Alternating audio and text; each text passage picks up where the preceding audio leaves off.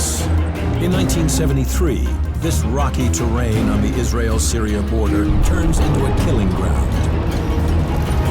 The Golan Heights is Syrian territory, and Syria cannot, will not concede it.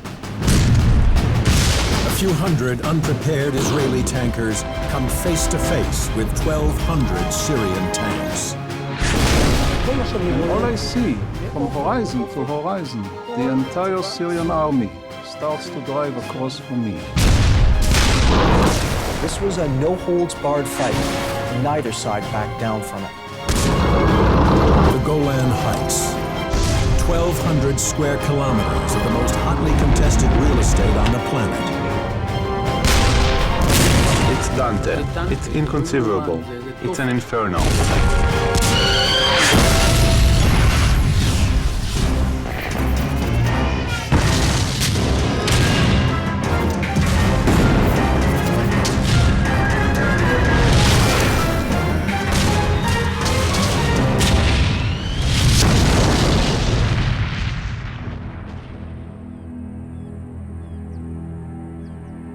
The Golan Heights. 1,200 square kilometers of the most hotly contested real estate on the planet. It's a barren, volcanic escarpment that has been occupied by Israel since the Six-Day Arab-Israeli War of 1967. Both Israel and Syria claim it as their own. In the fall of 1973, that border dispute erupts into a sudden, ferocious, and bloody war. October 6th. It's Yom Kippur, the Jewish Day of Atonement. Most Israelis are at home, repenting for their sins and observing a fast, leaving the frontier with Syria lightly guarded. The commander of the 74th Israeli Tank Battalion, Lieutenant Colonel Nafekh, begins a routine patrol. It was simply pastoral peacefulness, and I am patrolling the positions along my front. At 12, a commander from the Hermon post calls me, and he says, "Yair, the Syrians are taking off their camouflage nets from their artillery." And then I act instinctively. So I turn my jeep around and gather all my men and say to them, "Look, the scenario is that the Syrian army is removing their camouflage screens. I don't know what this means." And the men stop fasting, mount their tanks, and start to prepare them. And as we are driving from the lots, the bombardment starts.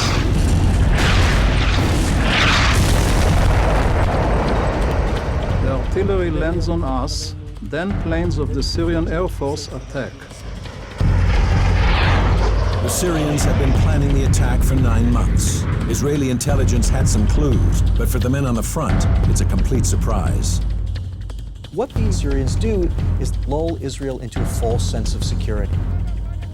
The Israelis have seen the Syrians move all their troops up, get geared up for war, time and again, only to have them all go back to their bases. And so on the 6th of October, when the Syrians don't go back to their bases, the Israelis are caught completely off guard. Israel is a small state, and they have perfected the art of mobilization. So it is in the first shots of the war that you want to accomplish as much as possible, so as not to bring the bulk of the Israeli army against you. The majority of the Israeli forces are reservists who need 20 hours to fully mobilize. Consequently, Israeli forces on the Golan Heights consist of fewer than 6,000 light infantry, 60 artillery pieces, and 2 under-strength armored brigades with 170 tanks. In comparison, the Syrians have massed more than 50,000 infantry, 600 artillery pieces, and 1,200 main battle tanks. This is a huge amount of armor. And over and above that, it was Yom Kippur in Israel. People were on holiday. The intelligence services in Israel were lax. the Arabs can't fight. And so, as a result, they were in for a very major surprise. I thought to myself, what's going on? Who are those pilots, crazy pilots, what they're doing? And I thought this is Israeli by mistake, they are bombing us. I didn't realize that any aircraft from Syria can come across the border and start to bomb us. And I couldn't talk after that. I crossed through the barrage of shells, wave after wave. In 5 minutes, I'm finally at the edge of Booster Ridge, viewing over half the Golan Heights.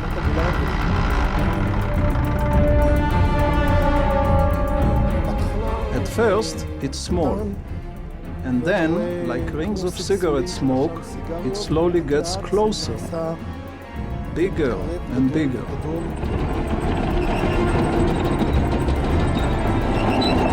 And all I see, from horizon to horizon, the entire Syrian army starts to drive across from me. But this is only part of a much larger war. Egypt and Syria have launched simultaneous attacks on 2 fronts, splitting Israeli defense forces. Their mission? To take back territory lost during the 6-day Arab-Israeli War, including the Sinai and the Golan Heights. The Syrian body politic was humiliated, was traumatized. It is as a result of this that we had the 1973 war, a war that was made specifically in order to regain this territory that Israel occupied. Over the course of time, they developed a campaign plan that was specifically tailored to retake the Golan and repair Syria's tarnished honor. The Syrian battle plan is to use overwhelming force and penetrate the Israeli line at 2 points. Then send armored divisions through the gaps to advance across the Golan Plateau and seize key bridges over the Jordan River.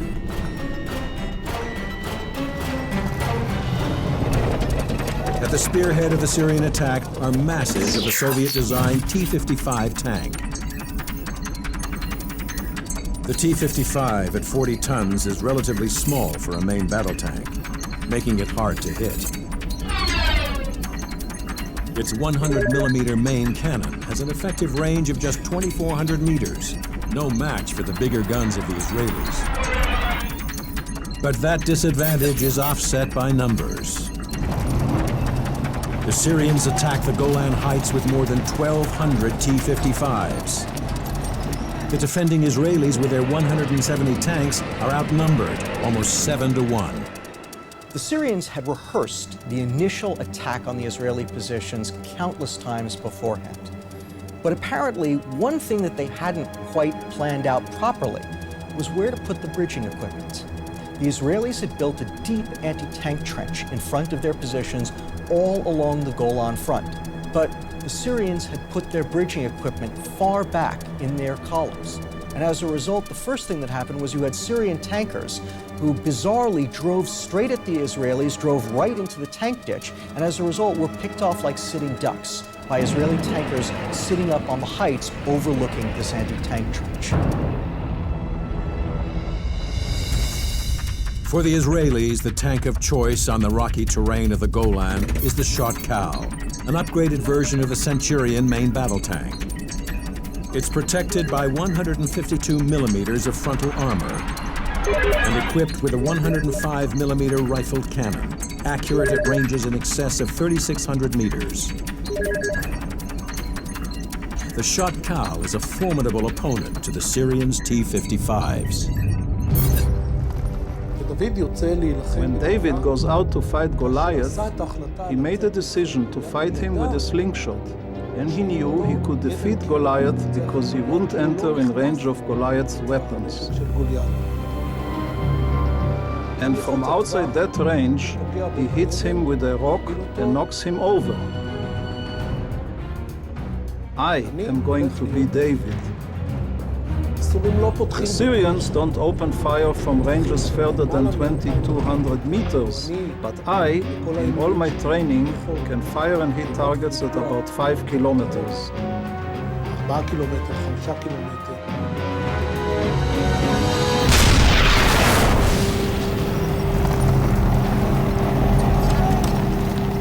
The Israelis understood that in the terrain of the Middle East, where you often had very long fields of fire, being able to kill the other guy before he could kill you was a tremendous advantage.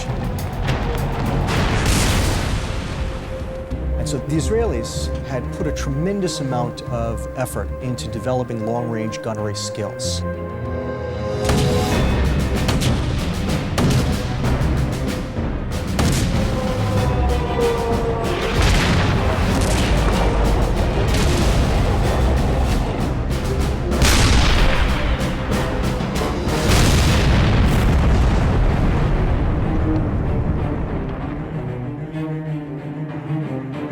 When the initial Syrian attack in the north floundered, the commanders decided that they would nevertheless try to mount some kind of a night operation to see if they couldn't get back on schedule. And so they pushed forward in the darkness. And at that moment, they had a tremendous advantage. The Syrian tanks had Soviet night fighting equipment. The Israelis didn't. And as a result, when the Syrians began to push into their lines, the Israelis were at a complete loss as to what to do or how to do it.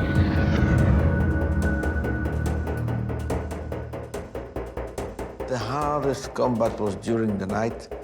It was dark and nobody used any lights. When you turn on the lights, immediately they kill you.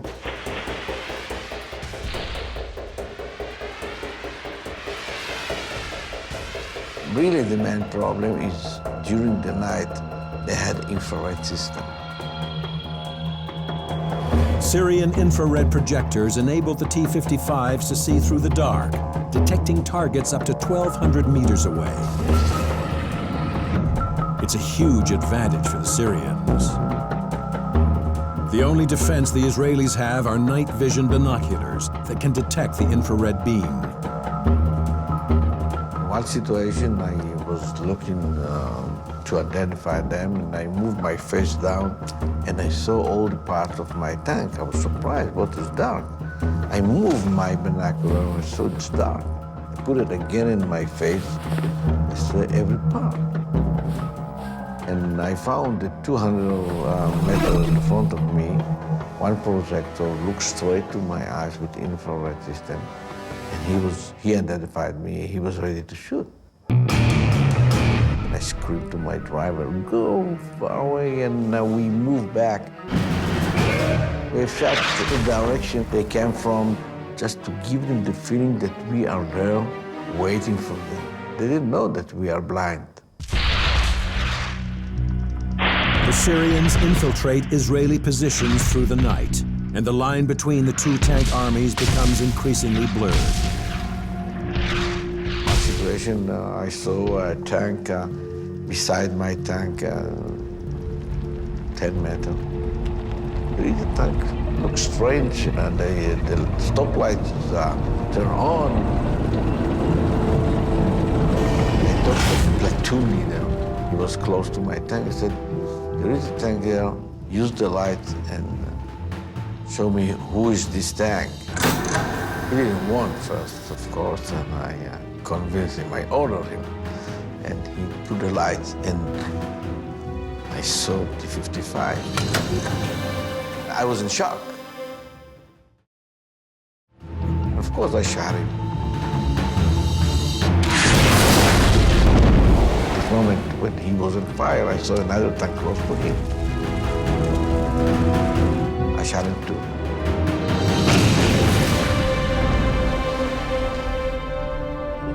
After 18 hours of almost continuous combat, the tankers of the 77th and 74th Israeli battalions have held the line in the North Golan Heights and pay a terrible price. Hundreds of dead and wounded, and 75 of their tanks destroyed. But for the Syrians, the price is even higher. The casualties number in the thousands, and more than 100 tanks are lost. But in the open terrain farther south, the Syrian offensive has been far more successful. They've wiped out an entire tank battalion, clearing the way for a push into the Israeli heartland. Of course, I was as euphoric as all Arabs were to see images of Syria advancing in the Golan Heights.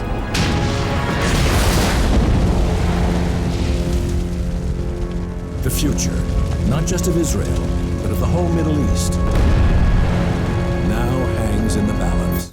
October 6, 1973, Egypt and Syria attack Israeli forces on two fronts. They're determined to take back all the territory they lost in the Six-Day War of 1967. Syrian armored brigades strike at 2 points on the Golan Heights, throwing 50,000 infantry and 1,200 tanks into the battle. In the rugged and hilly northern sector, Israeli defenders hold the line through the first day of fighting, even though they're outnumbered almost 7-1 and take heavy casualties. But in the more open country farther south, the Syrians seem unstoppable. In the south, you have two very aggressive Syrian commanders. They dragged their bridging equipment forward. One of their commanders actually had his infantry fill in portions of the Israeli anti-tank trench by hand. They crossed over, and they were able to mass so much power against these thinned-out Israeli defenses in the southern flank of the Golan that they were able to punch through. October 7th. After a day of fierce fighting, the Israeli southern line falls apart under a massive onslaught of Syrian armor. By 8 a.m., Syrian forces are advancing across the Golan Plateau, driving towards key bridges crossing the Jordan River. The Syrian assumption was that if they could punch through those Israeli lines and drive as fast as they could, grab those bridges, they would effectively be able to prevent Israeli reserves from mounting a viable counterattack out of Galilee.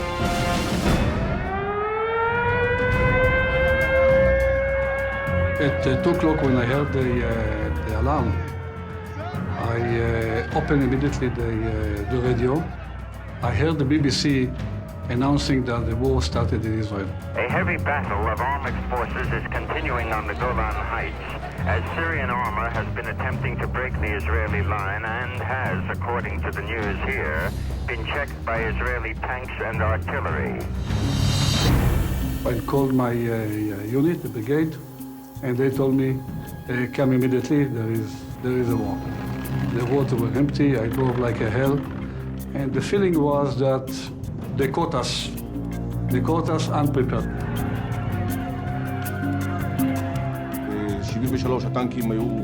In 73, the tanks were bare of ammunition and equipment. They had to be loaded with shells and all of the equipment taken out of storage and organized. If you have the full crew, which are 4 members, it takes something like 4 to 6 hours to prepare it really properly. But during the rush time, we didn't really prepare properly the tanks. Everybody went to the Golan Heights, doesn't matter how many tanks he had, if the tanks are completely equipped or not. They just went. Syrian intelligence estimates it will take Israel 20 hours to mobilize its tank reserves, but the Israelis do it in 10. Throughout the night, Israeli reservists make their way to the battlefield, are hastily organized into units, and thrown into the fight against the Syrians. By the early hours of October 7th, the first tanks reach the Golan Heights. In the early morning, we advanced towards the enemy already inside the Golan Heights. Dawn was beginning to break, and we saw lots of tanks. A mask of sorts came down. Now we have to do what is necessary. You don't think about it too much. We open fire on them, but directional alignments are required to match the barrel of the cannon to the cross of the telescope. But we didn't do this because of our hurried exit. we didn't hit them. It is possible to make battle time alignments, but this is a lot less precise. But it's better than nothing. We hit a few tanks.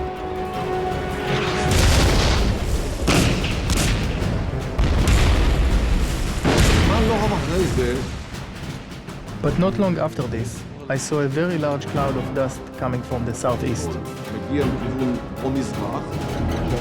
And when this cloud got closer, it turns out that it was a very large Syrian force with T-62 tanks. It's the last thing the outnumbered Israelis want to see on the battlefield. The T-62 is an upgraded version of the T-55.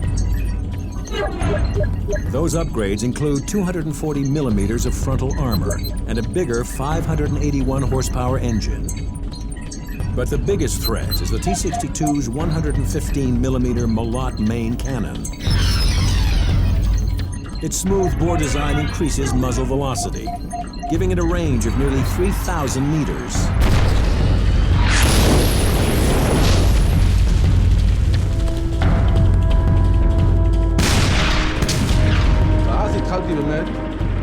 And then I honestly started to feel that I was being targeted, and shells are falling beside me or behind me.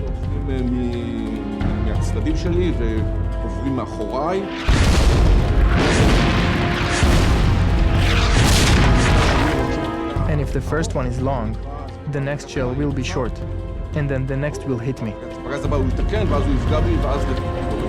So I reverse off the firing ramp and look for a new position. We started the battle with maybe 5 or 6 tanks against this very large Syrian force. All that was left for us to do was try to fight a stalling battle, but they simply pushed us backward.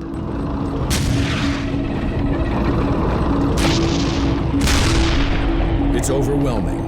4 Syrian brigades, 350 tanks, push through Israeli defenders and advance towards the bridges over the Jordan River.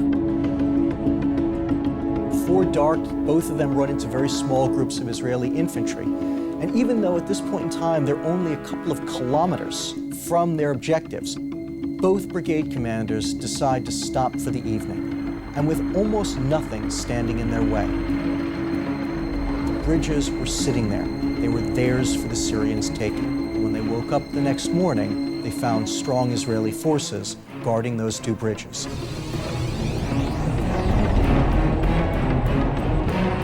My battalion meet them on the road from the Betecha Valley up to the Golan Heights. The first tanks in our column, they didn't see them. Only the last tank saw them, and he began to shoot. And the commander shouted him, "Why are you shooting? We are in our territory." He said, "This is Syrians, already here." We didn't believe that they arrived so west.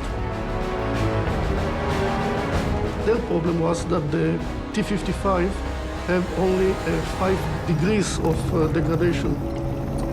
That means the cannon can't be aimed very far down. It's a disadvantage for a tank on higher ground, engaging an enemy approaching from below. Beyond that, the Israeli shot cows have a high degree of elevation, making it easier to hit targets above them. They had to expose themselves if they wanted to have enough degradation to shoot at us. So when they expose themselves, we shoot them.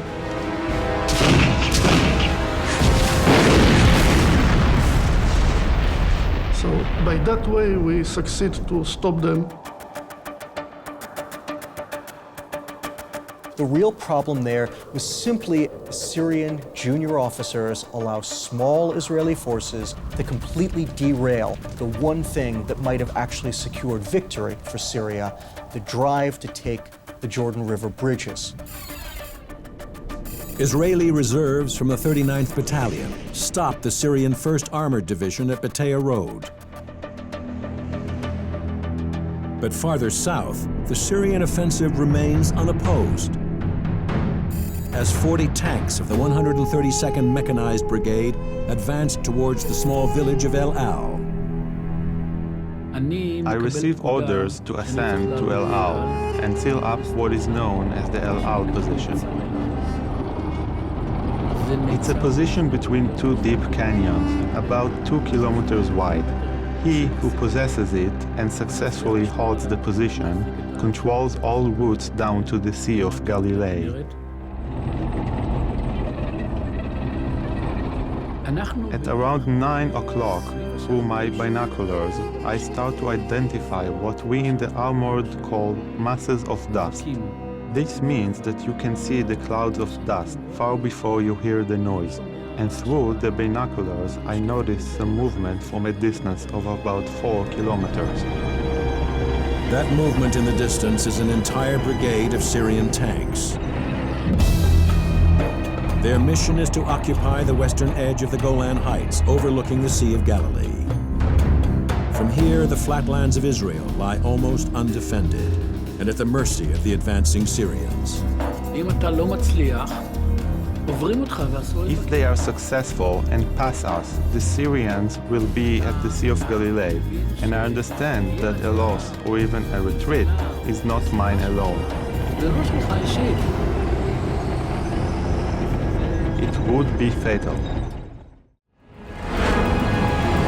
October 7th, 1973. It is 20 hours into the Syrian attack on the Israeli-occupied Golan Heights.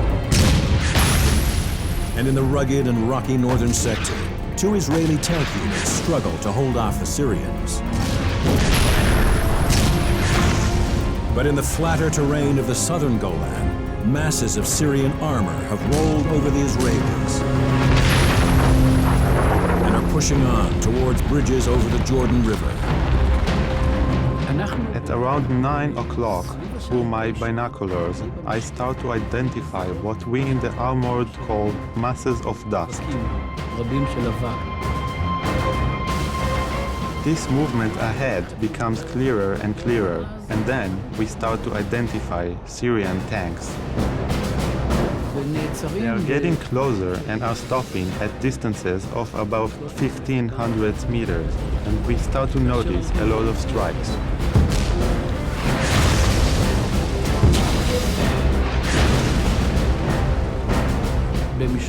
At the plateau of El Al, it's absolutely flat. It's as if they put the tanks on a billiard table and said, "Please, go ahead and play now." You can see huge distances. There is nowhere to hide. And the only thing that can save you is your own capability, your own skill, and to always be on the move. I always make sure that the tanks are always moving and not firing more than what's called a ball to the target, which is just 2 or 3 shells, one after the other. We fire one and then adjust. We fire another and then move to another position. In order to get a target, you'd have to stop and stand. Then you bring the turret to a point where it is in line with the enemy tank. You give the range according to your estimation. When everyone announces on, I give the command to fire.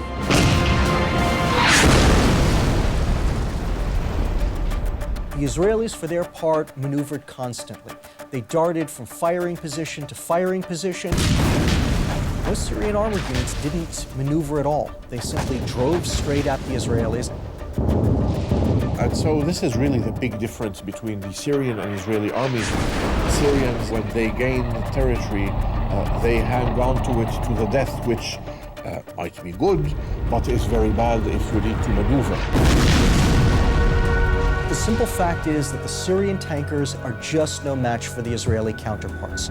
The Israelis have taken the best shots that Syria has to give, and they're now in a position with enough combat strength that they can begin to push back.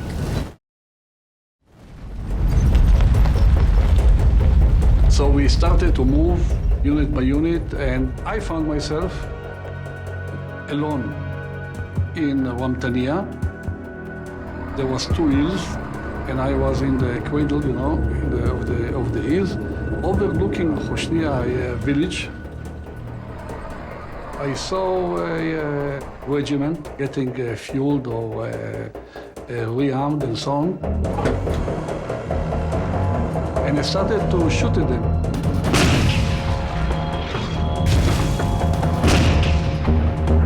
And I saw some Syrian tanks leaving the hills.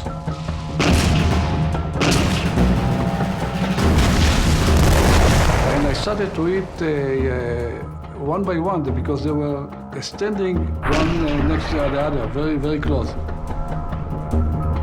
The Syrian tanks are sitting ducks for the Israelis' high-explosive squash head, or Hesh round. On impact, they squash against the target and explode.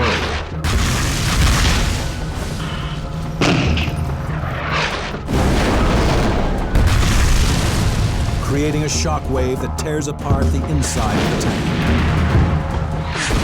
I think I destroyed something like 7 tanks before they started to move and to understand that somebody is shooting at them. They shot back.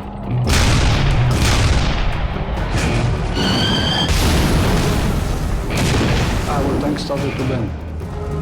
As we evacuated from the tank, after a few meters we left the tank, our tank exploded.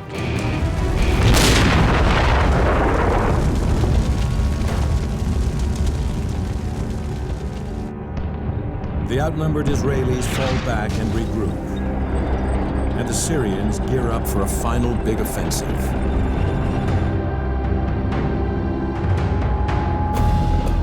By late evening on the 8th of October, they've assembled an entire armored division, over 250 tanks in Hushniya,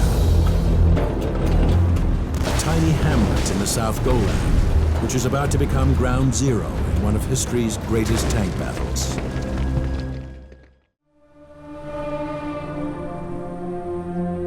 Hushniya, once a thriving village in the southern Golan Heights. Today it's a scattered collection of ruins, a grim monument to the ferocity of the 1973 Arab-Israeli War. Syrian and Israeli tank forces clashed here in a historic encounter, now simply remembered as the Battle of Hushniya. October 9th. The Syrian advance into the Golan loses steam, and they assemble an armored division, over 250 tanks at Hushniya, in preparation for a final big offensive. But in the 3 days since Syrian attacks on the Golan Heights began, the Israelis have mobilized hundreds of tanks and thousands of reserve soldiers. Most of them stream towards Hushniya for a showdown with the Syrians. I received an order to cross the oil pipeline and advance and capture Hushniya. The Syrians held this place as their last stronghold on the Golan Heights. And for the first time since the war began, there was a plan for an organized attack with artillery and jets. The artillery started falling on Hushniya.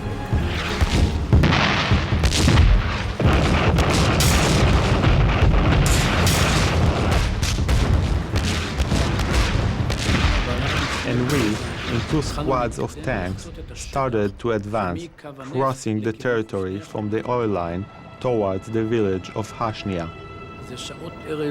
It's dusk, the last light, and you can see the entire village blazing, exploding, and the mosque of Hushniya in the middle of this whole thing.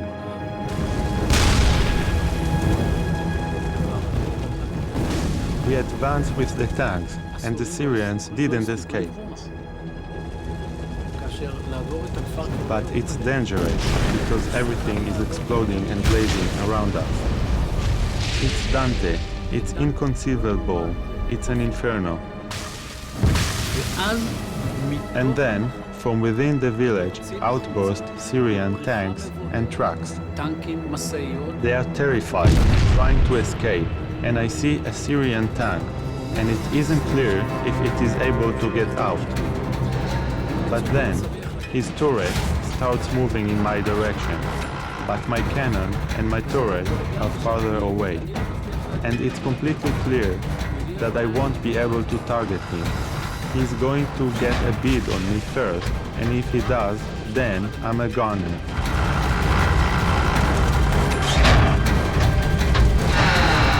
Behind me is one of my battalion officers, and he launches a shell, and the Syrian tank lights up.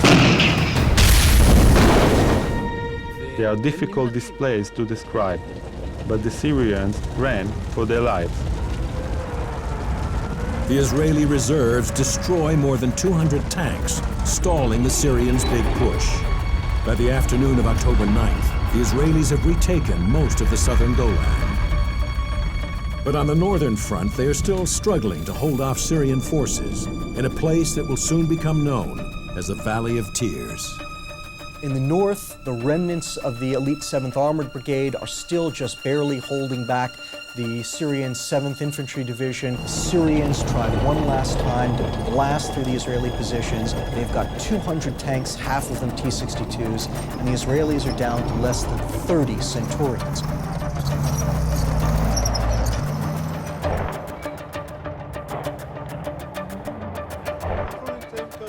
We are currently located at the positions that control the Valley of Tears, which we see here in front of us.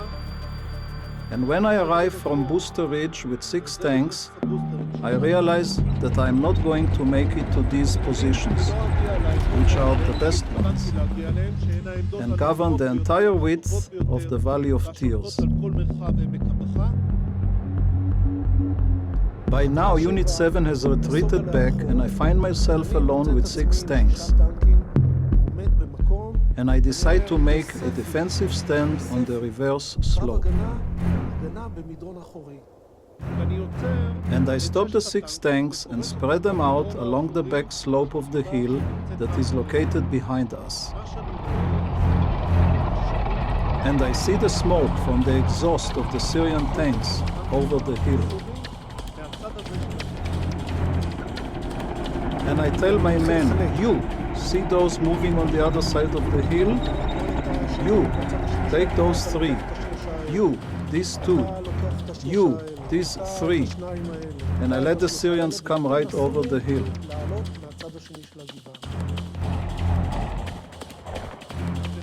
I allow the Syrians to advance, and they head towards the top of the hill with the barrel of their cannons pointed upwards. And I wait for them. The battle opens at close range, around 300 to 400 meters.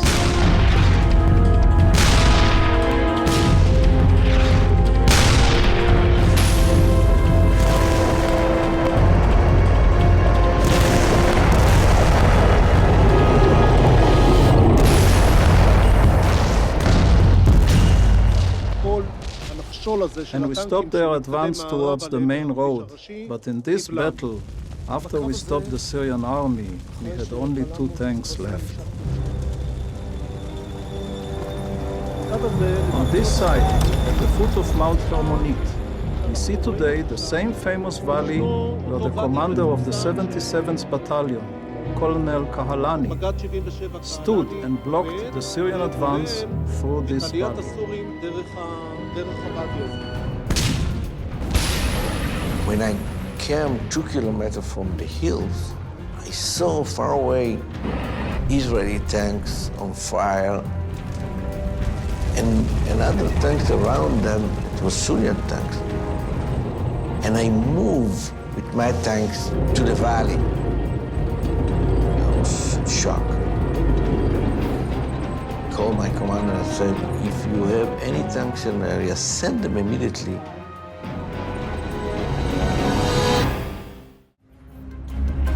October 9th, 1973. Israeli and Syrian tank forces have been fighting on the Golan Heights for 3 days, with heavy casualties on both sides. The Syrians outnumber the Israelis and quickly gain the upper hand. But the Israelis push back with their reserve forces. Now time is running out for the Syrian army. They make one last attempt to break through Israeli defenses in the north, throwing an entire armored division into the battle. they've got 200 tanks, half of them T-62s, and the Israelis are down to less than 30 Centurions. The main forces is just behind the hill. If they will come to the top of the hills, nobody can stop them. They will run all the way to the Galilee. And I've decided to move forward and to catch the hills and to catch them on the valley. It's a desperate gambit, and the only chance the Israelis have. They must regain their firing positions. And to do that, they have to cross 800 meters of open ground in the teeth of Syrian fire.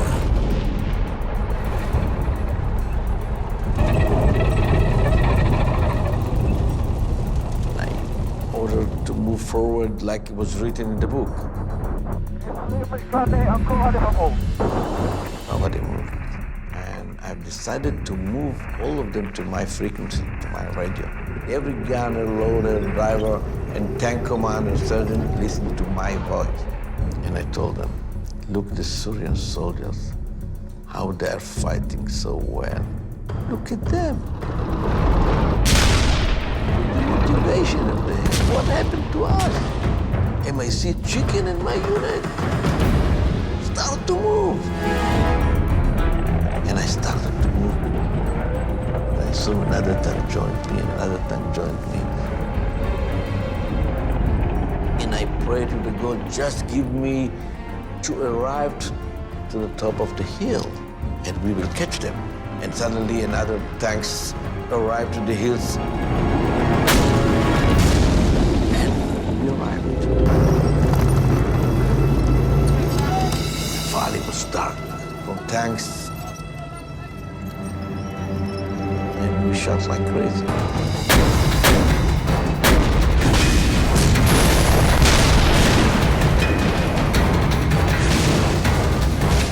The moment that we've been on the fire position and they moved on the valley, this was easier for us to shoot all of them.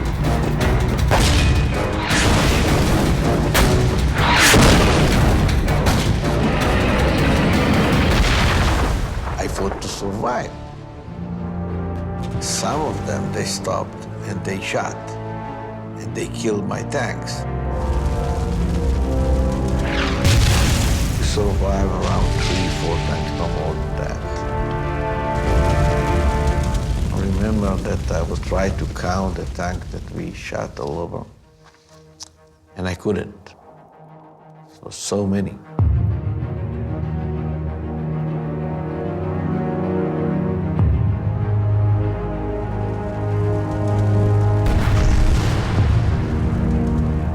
After the battle, Israeli observers counted 500 Syrian tanks destroyed in that defile. And as a result, it came to be called the Valley of Tears for all of the Syrians killed there. Syria's hope of retaking the Golan Heights ends in the Valley of Tears. On October 11th, the Israelis launched their own offensive into Syria. And on the 23rd, the Syrians capitulate. The battle for the Golan Heights is finally over. This was simply competent Israeli commanders outthinking, outmoving, outfighting their Syrian opponents. But there's no question that the Syrians fought incredibly hard. They mounted attack after attack after attack into the teeth of ferocious Israeli defenses. And in many cases, they died to a man. This was a no-holds-barred fight, and neither side backed down from it.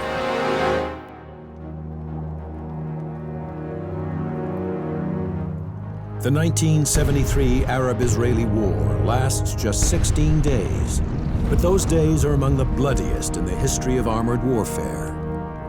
The battlefields are left littered with the hulks of destroyed tanks. The Israelis lose between 400 and 500. The two Arab countries somewhere between 12 and 2,200. But the real tragedy is in the human cost on both sides. 21,000 dead and tens of thousands more wounded. Most of my friends I lost during wars. They were 19, 20 years old, no more than that.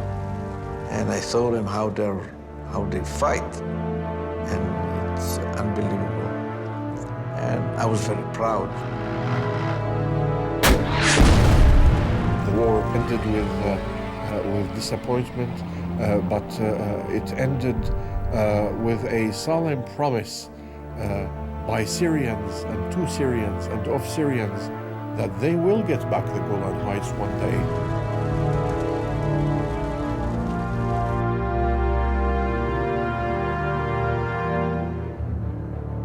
If the Golan Heights is not returned to Syria, I dare say that there will not be peace in the Middle East.